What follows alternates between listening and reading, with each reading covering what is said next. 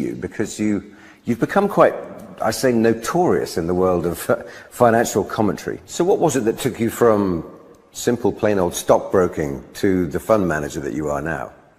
Well, I guess I was more of a traditional stockbroker in, the early to mid 1990s. I was buying, American stocks predominantly for my clients.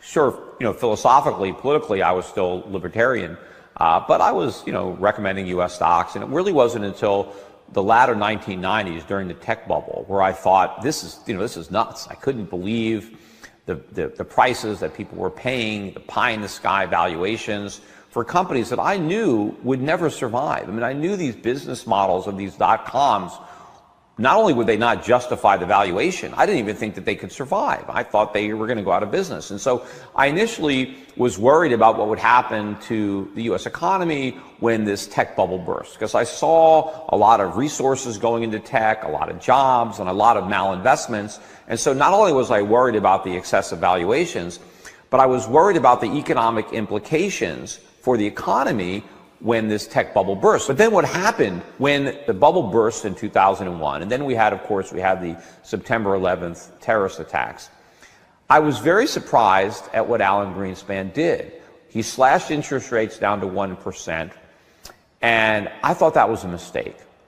And I saw the impact early on in 2002, 2003, that policy was having on the housing market. And I said, wait a minute, the Fed is doing a lot more damage now.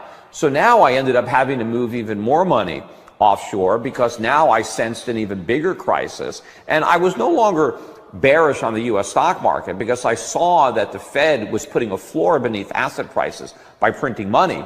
But I thought the dollar decline would negate those gains, and therefore I wanted to invest abroad, and I wanted to invest in gold, and I wanted to invest in commodities. And of course, we had a huge run because when I started buying gold in 2001, it was under $300 an ounce. It rose as high as $1,900 by 2011. I started buying oil. It was $20 a barrel or less. It went up to 150. The dollar lost half its value during that time period. The euro doubled. The New Zealand dollar doubled. A lot of these currencies went way up. And I made a tremendous amount of money during that time period. And then, of course, I made money in 2007 because I was short the subprime market. That was another thing that I did, is we set up a hedge fund in 2006 to short subprime. But then, when the 2008 crisis happened, now, once again, the Fed did everything wrong. Bernanke did even larger mistakes. He set the country up for an even greater fall. So this process has been ongoing. It started off as my being concerned about the tech bubble, then the housing bubble, and now the everything bubble, whatever you want to call what we have now, because we have a bubble in housing, a bubble in stocks, a bubble in bonds, a bubble in, in student loans, in automobiles, in credit cards. I mean, you name it, the Fed has created a bubble in it. And so this is much more dangerous, but I have been, trying to stay ahead of the Fed this entire time. And this whole process has been evolving, and it's not going to end well. Let's talk about the politics of it. So you're a fund manager at the moment. You have dabbled with politics. You ran for Senate in Connecticut. You worked with Ron Paul on his presidential campaign. Are you a potential politician? And does that mix with economics anyway? Well, I don't know if I'm ever going to be a politician. I don't think I was being much of a politician when I ran for office the last time, which is probably why I didn't win. When you're playing politics, it's all about telling the people what they want to hear, rather than telling them what you think they need to hear. And so it's difficult for me to actually, be a politician, but that doesn't mean I may not run for office again in the future. You never know what the future may hold. And certainly if the U.S. economy evolves in the way that I believe that it will, I think things are going to get pretty bad in the United States. And hopefully they'll get to the point where people are really interested in a different direction, where people will lose confidence in government to fix their problems and try to think about solving their own problems and having a government that simply gets out of the way and makes that possible. And, a lot of people, when they voted for Donald Trump was promising to make America great again. And I'd love my country to be great again, but I realize that no leader is going to do that. That if we're going to reclaim our greatness, We need to reclaim our freedom. And so what we need is a government that lives within the confines of the Constitution, and we need to restore limited government, sound money, economic freedom to the United States. And if we can get back to those traditional values of individual liberty and freedom and small government, then collectively the American people can make the country great again. President Trump was elected on the notion that he understood, or a lot of his mandate, his voters understood, that he recognized that they've been left behind by globalization, that they've been left behind by the economic system that you describe now.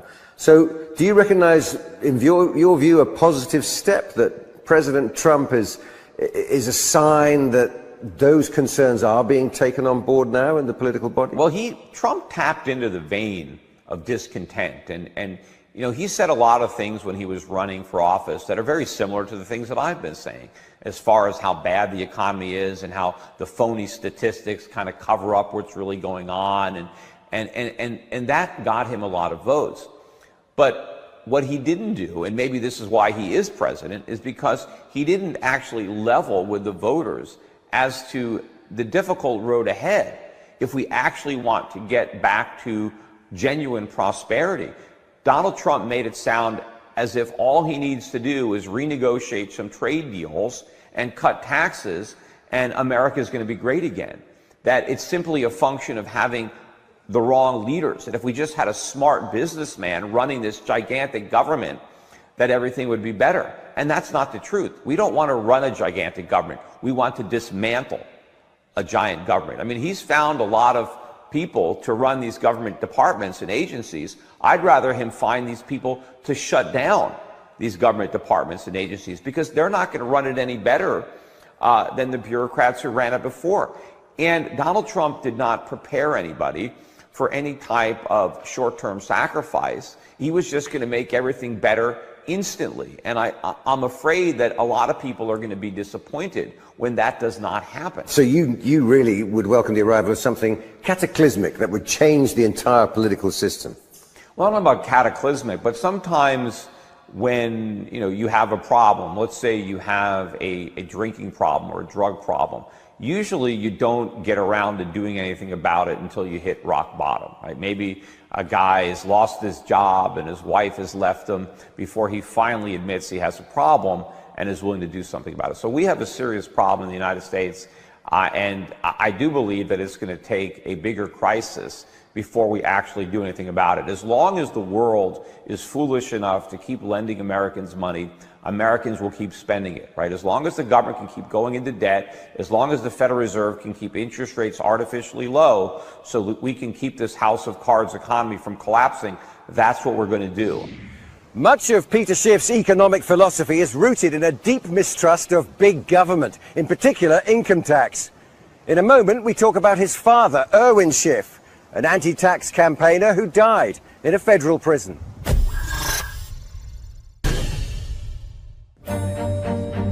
It's easy to identify Peter Schiff's setup as some sort of self-imposed exile. He sees it differently. So was Puerto Rico always on your radar as a place that you might move to live, or you explored? Or? No, it was never even on my radar at all until I read about John Paulson and the things that he was doing down here and some of the tax incentives that had recently been enacted. So I hadn't even thought about it. I mean, I had been thinking for a long time about getting out of the Northeast, getting out of Connecticut, because the winters are long and cold, and the taxes are high on a state level as well as the federal level. So I had already been thinking about moving out of Connecticut, but I wasn't thinking of Puerto Rico. I mean, it wasn't something that you would naturally think about. I'd only been here once in my life, and it was in my 20s. I came one time for a vacation. But I had been thinking, and even before I moved my asset management company here, though, I was thinking about moving it to Singapore or to Ireland. So when I found out about Puerto Rico, I changed that. So that caused me to move my business to kind of a local tax haven rather than going to Europe or Asia. But then I also moved here myself rather than just moving to Florida. I just went a little bit further. But Peter Schiff is at heart the consummate outsider, going against the grain, doing things differently. It's a trait that many might say he inherited from his father, Irwin, who died in a federal prison protesting against federal tax laws. How much of his views play a part in the way you run your business now and how you view the financial situation now? You know, he was the child of, Jewish family in Connecticut, very much FDR supporters, traditional liberal Jewish family, blue collar. His father was a carpenter, first generation American. So my father was the first in our family to be born in America, or his generation. His parents emigrated from Eastern Europe. But all of his understanding of economics, he got on his own, not because, he studied it in college. No, what he learned in college was your traditional Keynesian nonsense. So he was able to educate himself and read and come to an understanding of economics. And ultimately, though, he started to study the Constitution. He started to study the tax law. And when he became convinced that the government was collecting the income tax in violation of law, not only in violation of the Constitution, but in violation of the Internal Revenue Code, he really became the nation's foremost tax protester. But he really wasn't protesting taxes. He was protesting the illegal manner in which the government went about collecting taxes and enforcing taxes. And he, self-published many books that became bestsellers, and he developed the rather substantial following nationwide. People who, read his books. Not everybody necessarily followed his advice as far as defining. Well, some did, and they got into trouble, didn't they? Some did, some didn't. I mean, I've run into a lot of people who stopped paying income taxes and never had a problem. But then there are others who did, and certainly my father had a problem because he was so high profile. The government had to make an example of him, and that's why he ended his life as a political prisoner. I mean, my father was very sincere in his beliefs, and you could question whether or not his beliefs were accurate, but you can't really question the sincerity with which he held them. But you have this view that you've carried on, I suppose, a legacy in a way, that small government is the way things need to operate as much as possible. But how small would you like government to be? Well, as small as possible. I mean, I think it's so small that maybe you could drown it in a bathtub. But, I like government to be limited. That is the very foundation upon which this nation was built. I mean, the reason America became the richest nation in the history of the world was because we had the smallest government. And if you look at any examples today, if you look at countries that enjoy high standards of living, it's those countries that have succeeded in reigning in government. And it's only when government grows and increases its power that standards of living decline. And you could look at all sorts of examples where you could look at countries where you have a North and South Korea, or first China and Hong Kong, or China and Taiwan, or look at East Germany and West Germany. Whenever you take a culture and kind of split it, where you have more government on the one hand and more freedom on the other, it's always the country with more freedom and less government that has more prosperity. The volume is getting louder in terms of people commenting on economic affairs, and as a consequence, politics as well. Are these the two forces at work in the United States starting to announce themselves now through economic commentary? Well, I think maybe the internet and the fact that people now have a bigger voice than they used to, when all you could do is turn on the television and see what's on CBS or NBC. I think that the internet has more democratized this type of information, and people have a venue. I mean, somebody like me, if there was no internet, how would I be able to reach the number of people I reach unless I was able to go through a mainstream media outlet where I had, just 5 minutes of sound bites, and not even that, because I'll be on cable television for 5 minutes, yet there are 2 or 3 other people on at the same time as me, and you try to get a word in here and there.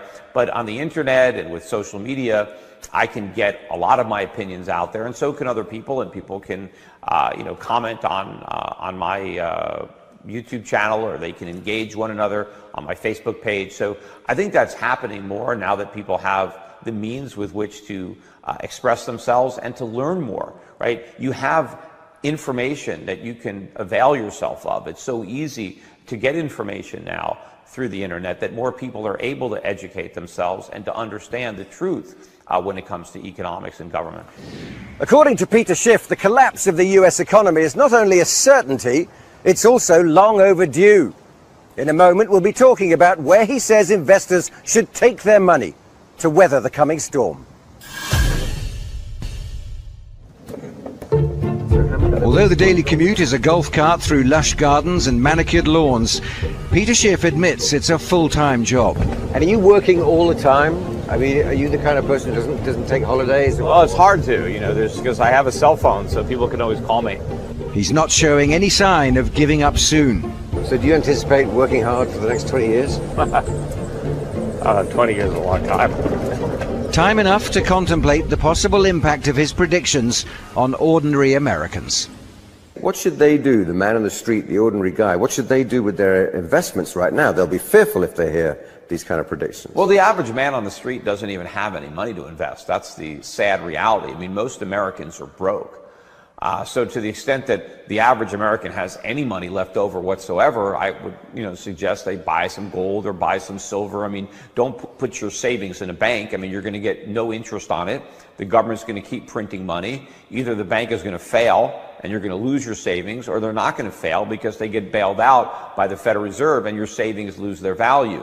So for most people, to the extent they have savings, they need to save honest money, and they can do that with gold and silver. But for people who do manage to have a more substantial net worth, people who have retirement accounts, pensions, 401ks, people that have real portfolios, what my advice has been for some time is to try to recognize how these problems are going to impact the value of U.S. assets, not simply the nominal price of stocks or bonds, but the real value of these assets and the real value of the income that they're able to generate. And so I help my clients invest globally, move outside the United States, but also to try to avoid some of the other nations that are also having problems that will lead to higher inflation and a loss of purchasing power of their currencies. Try to find those countries that are making the fewest mistakes and then try to invest there. So why gold particularly? Well, because gold is real money. I mean, gold is something that central banks can't create. And, ever since we went off the gold standard, the dollar has been declining in value. If you go back, to the beginning of the Federal Reserve and look at what the price of gold was back then and look at what it is today, I mean, the dollar has lost, 98, 99% of its purchasing power relative to the price of gold. I mean, the price of gold has been pretty consistent throughout history. And so if you want to preserve your purchasing power, if you're worried about inflation, which is of course really just a government tax, if governments are going to create money to pay for their spending rather than pay for it legitimately through taxation, then you're going to pay through a loss of purchasing power. And if you want to protect yourself, you can protect yourself with gold. And you're not a fan of Bitcoin? Well, Bitcoin is an attempt to try to provide an alternative to fiat currencies. And I don't think it's going to work. I mean, I don't think that these digital currencies that are also backed by nothing, that have no intrinsic value, and where there's no limit to the number of digital currencies that can be created, I don't think they're going to work. Now, right now, they are working as a speculative asset. Certainly people who have speculated in Bitcoin, who bought Bitcoins, they have tremendous profits on paper, and some of the people have actually realized these profits by cashing out. But just like I believe that a lot of these .com companies had flawed business models and would never achieve what they were promising, that didn't prevent people from profiting on the mania until it collapsed. But right now there's a lot of hype surrounding the potential, just like there was a lot of hype surrounding the potential of a lot of the .coms, but I don't think it's going to be realized. Now, ultimately, do I think there could be digital currencies that could be issued privately and circulating? Absolutely. But they need to be backed by real money. So you can have a digital currency that's backed by gold, but you can't have a digital currency backed by nothing. Just like you can't have paper currency backed by nothing. When paper currency was backed by gold, it worked. It's only when it's backed by nothing that it doesn't. What identifies a country out there beyond the shores of the United States that you would consider is not making mistakes? Well, they're all making mistakes, unfortunately. That's kind of the way things are today, because they're all following a bad example, right? Everybody is reading from the same bad playbook, so they're making bad decisions. But there is no free market paradise anywhere on earth. I mean, I don't think any countries today are really as free as, let's say, 19th century America, early 20th century America. But if you look at countries like Hong Kong, like Singapore, like New Zealand, like Switzerland, and these are some of the more developed economies, there is more freedom than government control. How do you feel about the people out there listening, living their lives, trying to make a buck, regular folks? Are you concerned for them, or are you simply pushing your own point of view because you believe in an economic way that it's right? Well, of course. I mean, I am very concerned about it. And, I'm trying to help people both financially by protecting their own wealth, the money they've saved, and I'm trying to educate people. One of the things that I did that touched a lot of people was when they had the Occupy Wall Street protests. I went down to Zuccotti Park, and I had a cameraman with me, and I had a sign, I'm in the 1%, let's talk. And I engaged these individuals for a couple of hours and talked about their concerns. And I recognized the problems that people have. I just thought that they were expressing their anger at the wrong source, that everybody wants to pretend that the solution is government, that individuals or businesses or entrepreneurs are evil and greedy, they're going to exploit the workers, they're going to gouge the consumers, and the only benevolent force out there is government. And that is a very dangerous perspective, because government is brute force. Government can force you to do things. They can put you in jail, right? They can imprison you. They can take your money by force. No businessman can do that. If a businessman wants your money, he has to earn it. Yeah, but market forces can be pretty cold-blooded as well. No, they're not. They're fair. Market forces work, and they work fairly for everybody. And I also believe in compassion, not of government, but of individuals. I'm not so naive as to say that in a free market, there aren't going to be people that fall through the cracks, that have certain mental incapacities or physical ailments that prevent them from even feeding themselves or take care of themselves. But I have confidence in individuals, that individuals will take care of their fellow man. Looking at America as an example, looking at how the Federal Reserve does business, looking at the central banks in Europe as well, for that matter, what's your advice for them? What warnings or what lessons to learn? Yeah, well, to do the opposite of what we're doing. We're setting a very, very bad example. A lot of people look to America and they want to emulate America, but America is great, or was great, not because of what we're doing now.